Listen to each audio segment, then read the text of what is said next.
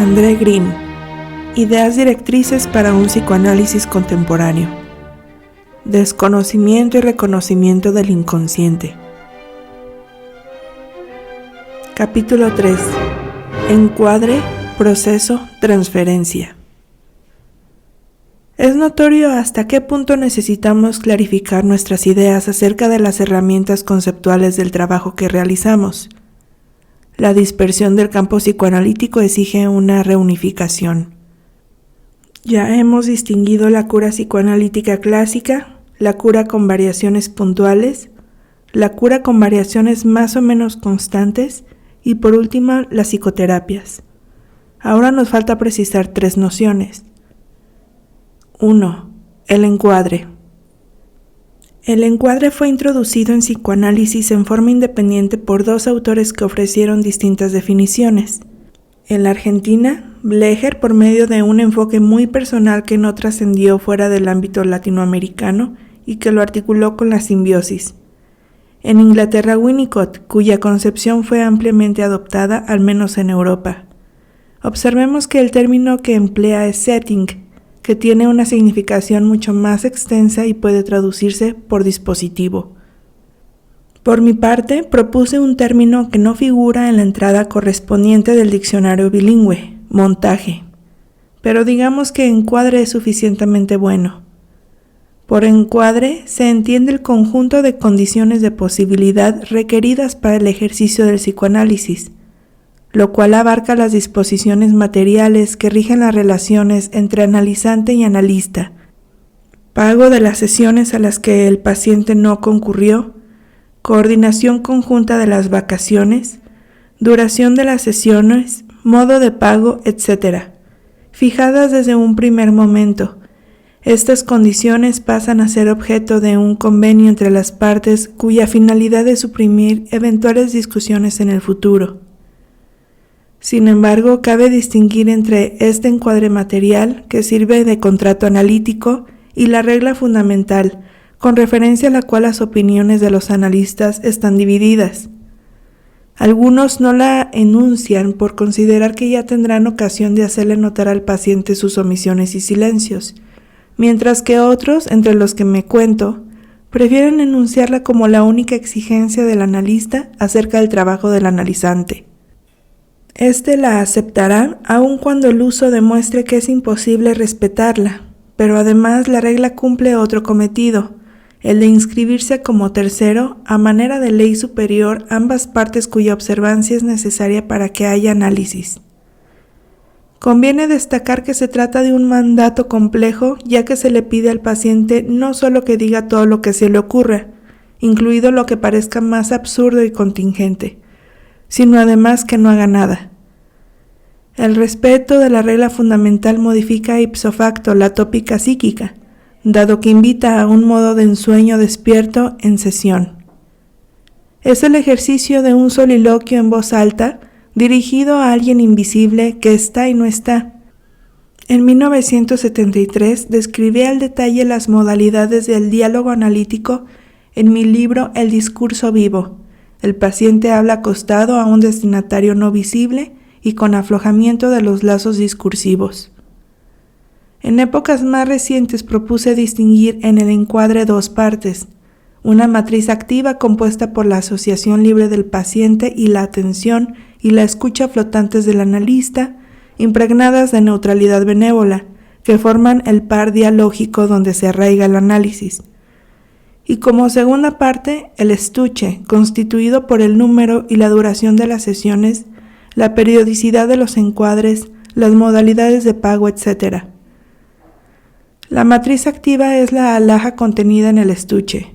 Uno de los fenómenos más notables de la palabra analítica es el funcionamiento del paciente en la asociación libre. Esta, relacionada con la escucha a su vez en suspenso del analista, constituye el par dialógico que caracteriza el psicoanálisis.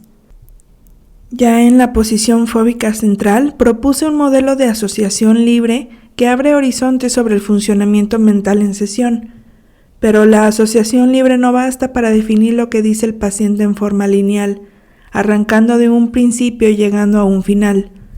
Muy por el contrario, subyacente a esta escucha consciente hay otra de distinto orden, preconsciente, que pone en evidencia mecanismos propios de este funcionamiento mental. No existe reflexión sobre el proceso psicoanalítico que no parta del examen de su célula básica, la sesión de análisis. La lectura de los textos de nuestra disciplina nos muestra que incluso remontándonos a ese átomo psicoanalítico, las diversas maneras de describirlo, entenderlo e interpretarlo nos confrontan desde el primer momento con la falta de consenso entre las distintas agrupaciones que hoy se reparten el campo de psicoanálisis. La misma sesión vista por un adepto a las ideas de la ego psychology, un kleniano, un bioniano, un winnicottiano, un cowistiano o un lacaniano ofrecerá tantas disparidades como las que procura el examen de las diferentes concepciones del desarrollo psíquico, fundadas en la referencia común a la observación de bebés. Por tal motivo y sin pretender conciliar a todo el mundo, no tendremos escrúpulos en agregar la nuestra. La referencia al trabajo realizado en sesión muestra a las claras que nunca dejamos de tener en mente la preocupación por seguir, a medida que progresa, la expresión de un proceso de transformación incesante en función de las relaciones entre lo intrapsíquico y lo intersubjetivo, desde el doble ángulo de la transferencia sobre la palabra y de la transferencia sobre el objeto. Este juego de transformaciones se cumple con el auspicio de esas mismas contradicciones. Tal como dijimos, el analizante está dividido entre el deseo de dejar de expresarse en él lo que tiene de más íntimo y de menos yugulado por la censura, y el miedo a que su palabra sea objeto de rechazo y hasta de sanción por parte del analista, según los modelos del pasado que haya interiorizado, dándole así el discurso psicoanalítico toda su dimensión autocontradictoria, capturado entre el empuje hacia adelante del deseo ya cumplido y el freno que le impide progresar y que hasta en ocasiones le ordena dar marcha atrás. La paradoja más interesante de la sesión es sin duda este recorrido de ida y vuelta marcado por un desarrollo temporal orientado hacia su término. Resumiendo, cualquiera sean las tensiones opuestas que la animen, la sesión tiene una duración limitada y marcha siempre hacia su fin, pase lo que pase. Aquí es donde debemos mirar las cosas con atención, porque cuanto más avanza la sesión, más cabe suponer que se acerca a su representación meta inconsciente y a la vez al estar acercándose ineluctablemente a su propio fin, más se niega a detenerse. Para decirlo con todas las letras, cuanto más nos acercamos a la meta, más se muestra esta como condensación de una satisfacción buscada y del fin de toda posibilidad de satisfacción. Winnicott decía que el paciente vive todo fin de sesión como la repetición de un rechazo por parte del objeto primario. En definitiva, el paciente vive cada sesión como la repetición de un proceso de reunión y separación, en el que la separación llega tras un intento de reunión. Pero aquí es donde entra en juego una alternativa. O bien esa separación, que es el final de la sesión, desemboca en la esperanza de un nuevo comienzo y en la posibilidad de proseguir, o de lo contrario se la vive como un abandono traumático que no solo no deja esperanza debido a la falta de anticipación de una sesión futura, sino que tiene también el efecto de borrar todo lo logrado en el trabajo hecho en sesión. En este punto podemos invocar la capacidad de soportar frustraciones y el dilema bioniano que por un lado lleva al sujeto a elegir entre reconocer y elaborar la frustración, y por otro a evacuarla por excesiva identificación proyectiva. Si de tanto en tanto el analista quiere saber en qué punto está, o mejor dicho, en qué punto está el paciente con él, no tiene nada mejor que preguntarse qué piensa él mismo de la calidad del trabajo realizado en sesión. Mucho más que de progresos de orden externo o de no sé qué evaluación de las conductas o la vida del analizante, el mejor criterio sigue siendo la fecundidad potencial de la sesión. En otros términos, lo que nosotros llamamos generatividad del proceso durante la sesión. De esta manera se anexan nuevos campos sujetos a grandes vaivenes, pero también se trata de una valiosa evaluación puntual, dado que el análisis es como si calor y frío se necesitaran.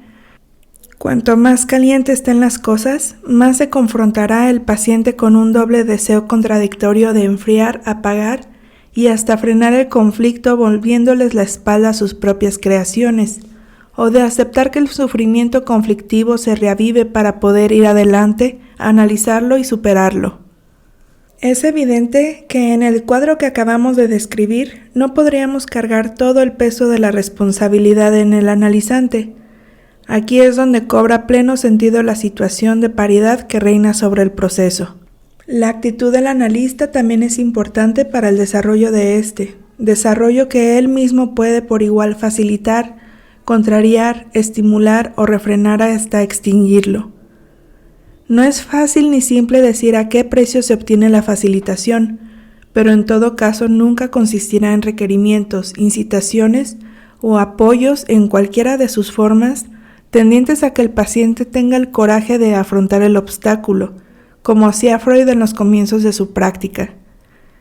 Tampoco me parece recomendable adoptar una actitud glacial e indiferente frente a los esfuerzos en ocasiones denodados que realiza el paciente. Lo importante de alcanzar es esa actitud de neutralidad benévola clásicamente recomendada. Benevolencia y neutralidad no se contradicen entre sí. La primera consiste esencialmente en una actitud de receptividad comprensiva que no debe pasar a complicidad ni dejarse ganar por desalientos o irritaciones que en su gran mayoría solo acrecientan las inhibiciones del paciente. Receptividad, disponibilidad y humor parejo forman parte, sin lugar a dudas, de la configuración psíquica de un analista ideal que solo existe en los libros y en la cabeza del propio analista.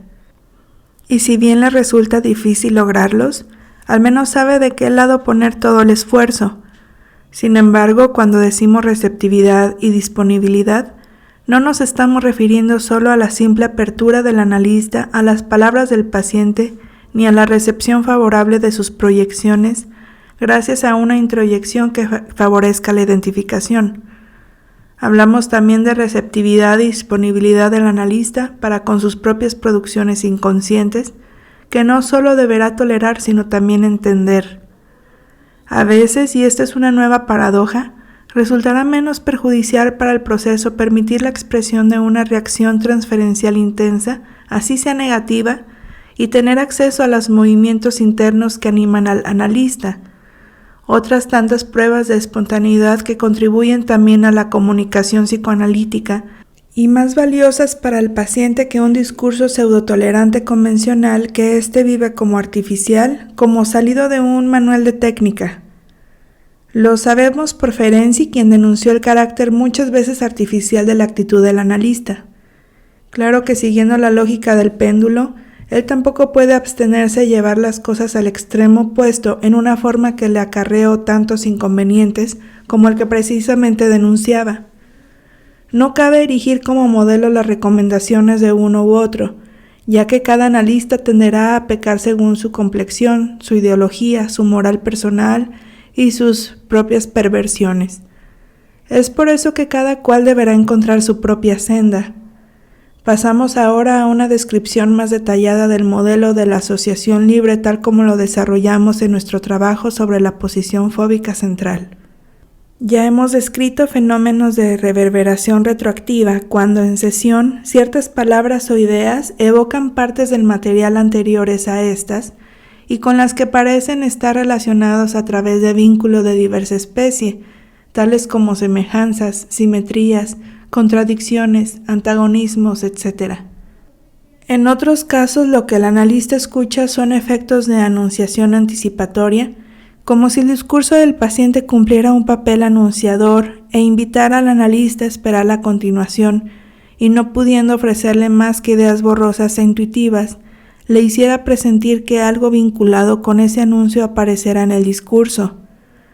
Reverberación retroactiva y anuncio anticipatorio muestran que detrás de la progresión lineal y en los repliegues del discurso opera, en dos direcciones, una causalidad alternativamente regrediente y progrediente. Ambos procesos permiten hablar de irradiación asociativa, ya que en los enunciados discursivos las palabras pronunciadas resuenan hacia arriba y hacia abajo. Tales son los efectos irradiantes de la palabra analítica, acerca de la cual en otro lugar dije que es la desenluta al lenguaje. En este conjunto de particularidades reconocemos la originalidad de la producción significante en sesión, así como la capacidad del discurso para movilizar capas del preconsciente.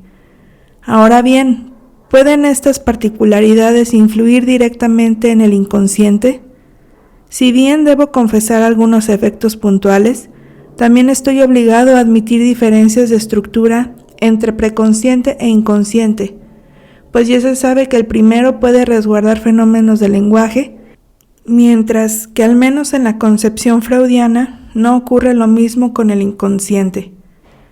Esta es una de las limitaciones de la teoría lacaniana, que por mucho tiempo intentó hacernos creer lo contrario.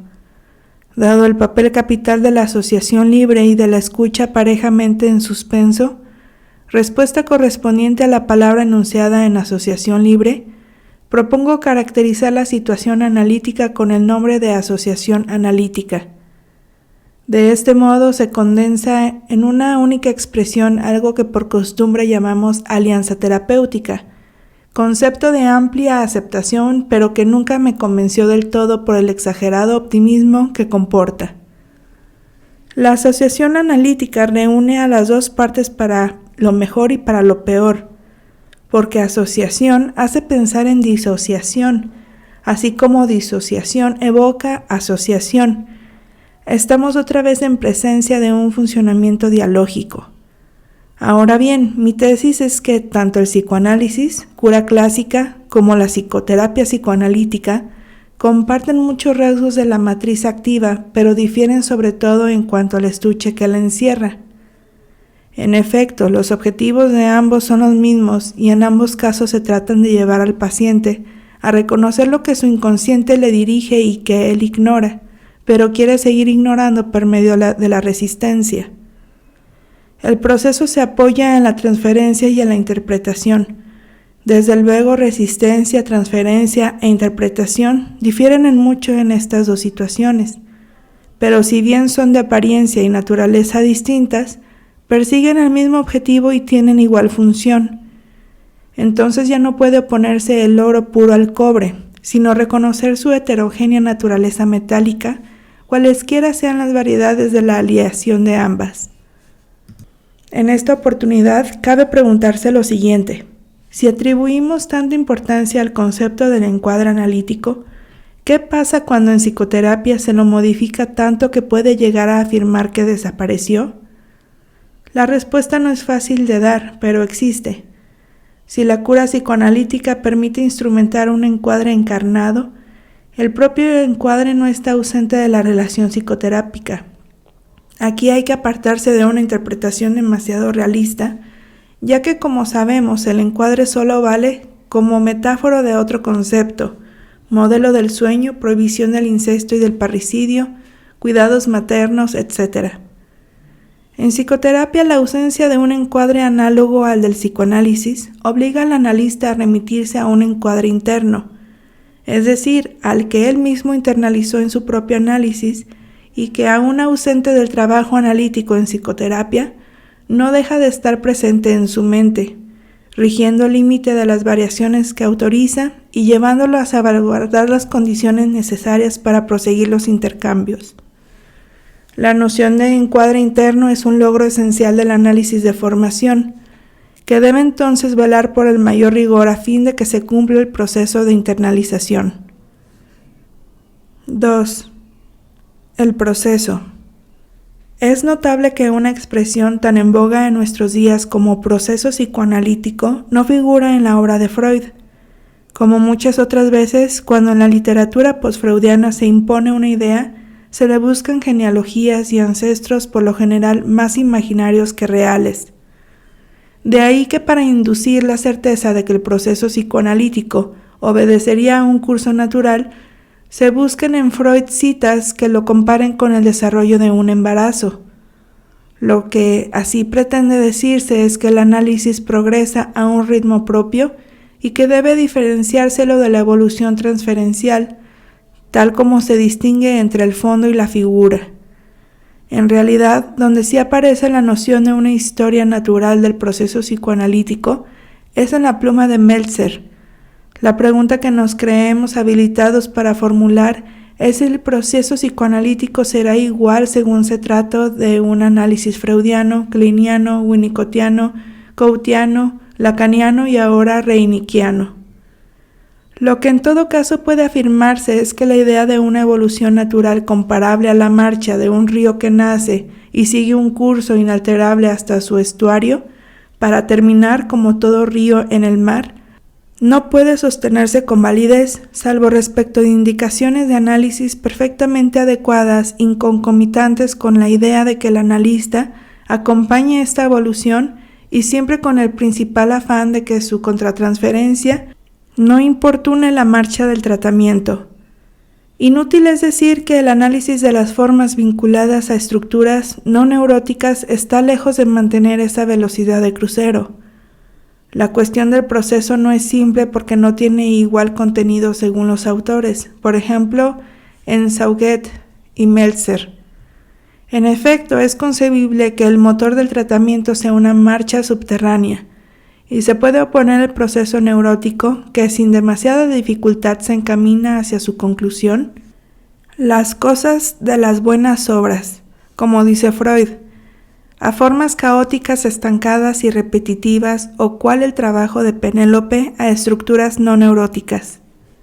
Ahora bien, esta oposición no refleja la propia historia del psicoanálisis freudiano, que condujo a su creador a modificar en 1920 la teoría de las pulsiones y a cambiar la primera tópica en 1923. Más adelante retomaremos en detalle estas cuestiones, pero está claro que tanto la reacción terapéutica negativa como la compulsión a la repetición fueron factores decisivos en lo que se dio en llamar el giro de 1920. Sin embargo, nada de ello le impidió recomendar a los psicoanalistas en el esquema que se interesaran por los enfermos psíquicos, evidentemente muy próximos a los psicóticos, a fin de hallar las vías por medio de las cuales curarlos. En conclusión, distinguiremos el proceso psicoanalítico como modelo ejemplar del psicoanálisis, paradigmático en cada uno de sus puntos, y que debe ponerse en perspectiva con las variedades comprobadas en los procesos psicoterápicos, cuyas características quedan aún por definir y que son objeto de interés para los psicoanalistas. Si queremos buscarle alguna coherencia al concepto de proceso, tenemos que recordar que según Freud en su origen, el análisis descansa sobre un trípode: psiconeurosis de transferencia, neurosis infantil. Todo esto es fácilmente perceptible cuando se examinan los comienzos de la obra freudiana. En la actualidad, yo propondría otro trípode, constituido por la coherencia de las relaciones que unen encuadre, sueño e interpretabilidad. En efecto, tal como ya mostré en otro lugar, si bien Freud no teorizó el modelo del encuadre, es posible encontrar su justificación en el capítulo 7 de la interpretación de los sueños. Vale decir que el encuadre reproduciría un análogo de los procesos psíquicos que rigen el sueño, y así como este último puede interpretarse a través de las asociaciones que revelan el trabajo del que es sede, lo mismo la relación homogénea encuadre-sueño desemboca en una interpretabilidad óptima. Quien finque su reflexión en ese trípode llegará por eso mismo a considerar el proceso como efecto de dichas relaciones. En los últimos años, la experiencia surgida del análisis difíciles y de estructuras no neuróticas puso al descubierto la necesidad de referirse al funcionamiento mental teorizado por Marty. Son las diferencias y a veces las carencias del funcionamiento mental en los pacientes psicosomáticos, irregularidades del preconsciente, las que al mismo tiempo permiten entender los lazos entre las organizaciones sintomáticas y su sensibilidad a la intervención analítica. Como vemos, se introduce aquí la cuestión del tratamiento psicoterápico, al tiempo que quedan expuestas las diferencias entre uno y otro. Quienes en general de manera esquemática pretenden oponer psicoanálisis y psicoterapia, sostienen que en esta última no habría proceso psicoanalítico situable y teorizable. Me parece una opinión discutible, no porque yo niegue las diferencias que separan al proceso psicoanalítico clásico de los diversos procesos de psicoterapia, sino porque si el primero es identificable con un modelo, los otros representan variaciones más o menos extensas que pueden entenderse solo con relación a ese modelo. En verdad, es difícil entender que una relación terapéutica, cualquiera que sea, puede no dar lugar a la consideración procesual. Por otra parte, si consideramos la evolución que marcó los pasos de Freud a partir del giro de 1920, con el que introdujo en la cura la compulsión a la repetición y la reacción terapéutica negativa, vemos que la marcha tranquila del proceso psicoanalítico quedó ipso facto relativizada. Baste pensar una vez más en el triste caso del hombre de los lobos para comprobar los efectos intermitentes y alternados de la resistencia, las regresiones reiteradas y la compulsión a la repetición. Sin embargo, cuando cuenta del caso, Freud parece no haber tomado conciencia de los problemas del paciente con relación al proceso. Desde luego, la negligencia freudiana no justifica nada, pero no deja de ser cierto que viéndolo con ojos contemporáneos, el proceso psicoanalítico del hombre de los lobos está lejos de seguir un curso natural, y que aunque no queramos, hay un proceso, es decir, marcha o procesión. Enfocadas así las cosas, debemos concluir con lo que nos interesa en un ejercicio psicoanalítico contemporáneo para evaluar cualquier relación terapéutica es la idea que tiene el analista de la marcha procesual del tratamiento. Si ésta no obedece al curso considerado natural, el analista deberá preguntarse por la naturaleza de las fijaciones, la posible afectación del yo y la estructura no neurótica del paciente, todo lo cual le exige una atenta vigilancia del funcionamiento mental. Lo que llamamos proceso psicoanalítico es la creación de una realidad segunda, nacida de una mirada sobre los intercambios producidos en el correr de las sesiones y que se pregunte cómo evaluar el desarrollo de las relaciones entre la conjetura, en perpetua modificación, sobre lo que debería conocerse y sobre lo que, en cambio, pudiera ser de la interpretación un elemento capaz de desencadenar efectos perturbadores que es preciso conjurar. Dicho de modo trivial, ¿no es ese el significado de la expresión caminar pisando huevos? El proceso psicoanalítico descansa sobre el modo en que el paciente respeta y se aplica a sí mismo el pacto analítico, cuyo eje principal es la regla fundamental. Las divagaciones procesuales pueden ser acreditadas al análisis del trabajo de lo negativo y de la resistencia. Queda claro que el verdadero peso del proceso jamás podrá evaluarse si no se tiene en cuenta la red en que se inscribe. La práctica de psicoterapias y las cuestiones que suscita, abordadas a menudo en forma polémica, han dado lugar a una reflexión que por ahora está lejos de agotarse. 3. La transferencia. Se abre aquí un amplio debate sobre la naturaleza y función de la transferencia.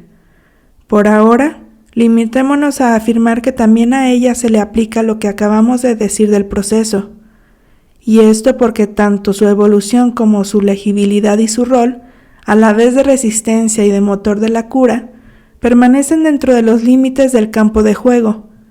Freud en la cura analítica clásica, para adquirir formas mucho más caóticas en las psicoterapias indicadas por lo general para estructuras no neuróticas. Es notable comprobar que en estos últimos casos el paciente se muestra mucho más sordo y reticente a reconocer e identificar la naturaleza transferencial de las manifestaciones que presenta en el tratamiento. Existe muy a menudo una defensa radical contra el reconocimiento de la transferencia, aunque puede ceder por momentos, como en el caso de ciertas comunicaciones indirectas, notas o llamadas telefónicas, etc. Hay una observación que confirma la exactitud de la posición freudiana, según la cual las manifestaciones transferenciales de las estructuraciones no neuróticas están infiltradas de destructividad, las más de las veces masoquistas, al punto de ocultar las expresiones de la libido. En estos casos, el tratamiento suele durar mucho más que un análisis. Bajo promesa de volver al tema, agregaremos que en la perspectiva contemporánea, el problema de la transferencia no se aborda sino acoplándolo a su contrapartida en el analista, la contratransferencia. No obstante, hay que hacer una distinción entre contratransferencia según la versión freudiana de obstáculo al análisis de la transferencia y otra más reciente, que le confiere funciones y significaciones mucho más extensas que hasta llegan a invocar la precedencia de la contratransferencia sobre la transferencia. Llegamos ahora al punto que nos permite extraer algunas conclusiones, teniendo presentes los principales datos de nuestra indagatoria. Recordemos entonces: 1. El valor diagnóstico, analizador de analizabilidad, de las previsiones referidas al encuadre y a la capacidad del paciente para someterse a las condiciones de éste. 2.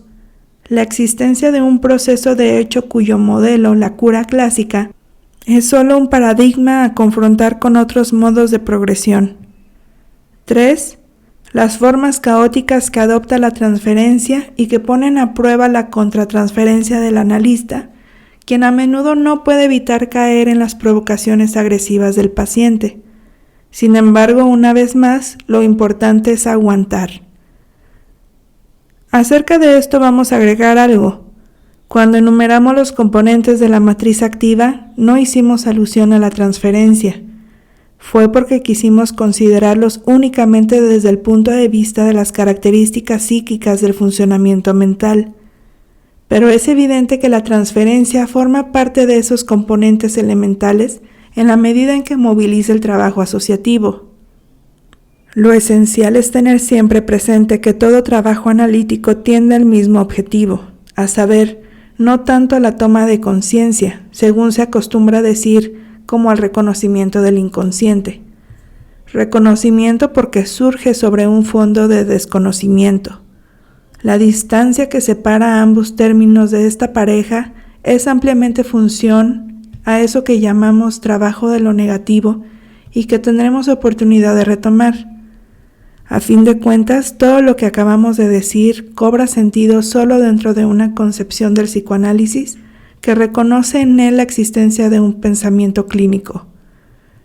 Esto significa que no debemos ver en la clínica un conjunto de datos empíricos, en lo que la teoría se conforma con precipitarse en el sentido químico, sino formas del psiquismo que comportan un modo de pensamiento causal que le es propio y que el analista debe detectar y no perder nunca de vista.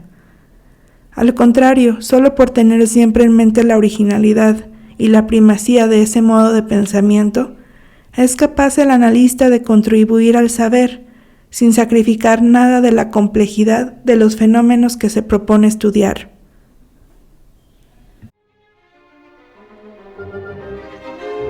Sigue este canal para más contenido de psicoanálisis.